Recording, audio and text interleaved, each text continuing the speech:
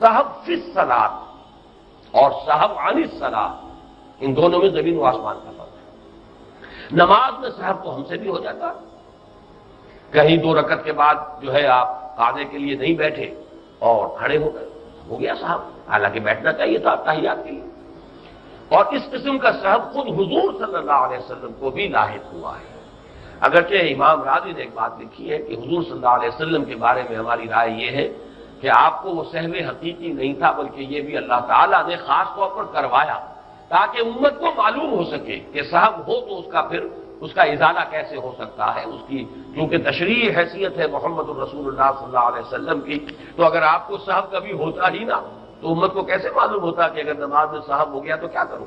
آیا نماز توڑ دوں پھر اثر نو شروع کروں، یا اس میں کوئی ہمارے لیے کوئی ازالہ ہے، کوئی صورت ہے کہ جس سے کہ اس کی جو ہے وہ کمی اور تلافی کی جا سکے۔ تو صحب فی الصلاۃ وہ ہے، لیکن صحب عن الصلاۃ تو بالکل اس کے مقصد سے غافل، اس کا نظام انہوں نے غطربود کر دیا، اس کی اصل مقصد جو ہے اس کو ختم کر دیا، یہ ہے صحب عن الصلاۃ۔ اس میں البتہ طبعا ہمارے بھی وہ لوگ ضرور آ جائیں گے جو تارک الصلاۃ ہیں، جنہیں ہوش ہی نہیں نماز کسے کہتے ہیں، جنہیں پتہ ہی نہیں چلتا عصر کا وقت کب آتا ہے کب گیا، مغرب کا وقت کب ہوا کب ختم ہوا، فجر کا وقت کب ہوا، دن کا پورا جو نظام الاوقات ہے اس میں نماز کا کوئی مقام سرے سے ہے ہی نہیں، تو وہ تو عن الصلاۃ وہ غافل ہے، وہ تو الذین هم عن صلاتهم غافلون میں وہ لوگ لازماً آ جائیں گے۔ لیکن صحب فی الصلاۃ، نماز آپ پڑھ رہے ہیں لیکن وہاں کہیں بھول ہو گئی، وہ بالکل مختلف شے ہوگی۔ لیکن غافل ہو جانا، مطلقاً تارک ہو جانا، یا پڑھنا تو گنجے دار پڑھنا، اس کی کوئی التزام نہ کرنا، اس کی پابندی نہ کرنا، یا وقت گزار کر پڑھنا، بالکل آخری وقت میں ایسے ایک حدیث میں الفاظ آئے ہیں کہ وہ شخص وہ جو آخری وقت تک انتظار کرتا ہے، یعنی عصر کی نماز پڑھنے میں،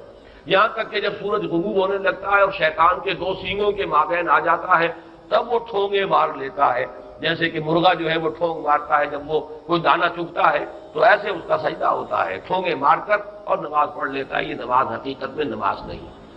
جیسے کہ ایسے ہی شخص کو ایک حضور نے دیکھا تھا، تو دیکھا اس نے جس طریقے سے سجدہ نہیں صحیح کیا، تعدیل ارکان نہیں تھی، تو آپ نے فرمایا صلی فإنک لم تصلی، جاؤ نماز پڑھو، تم نے نماز نہیں پڑھی۔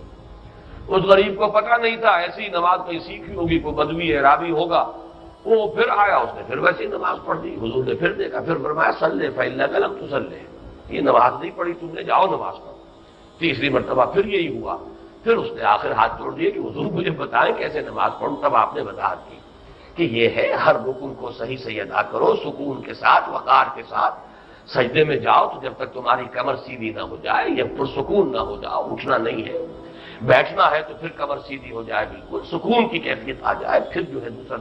سجدہ ہوگا۔ اسی طرح رکوع کا معاملہ ہے، رکوع سے میں مدینے چلا، میں مدینے چلا، میں مدینے چلا، میں مدینے چلا،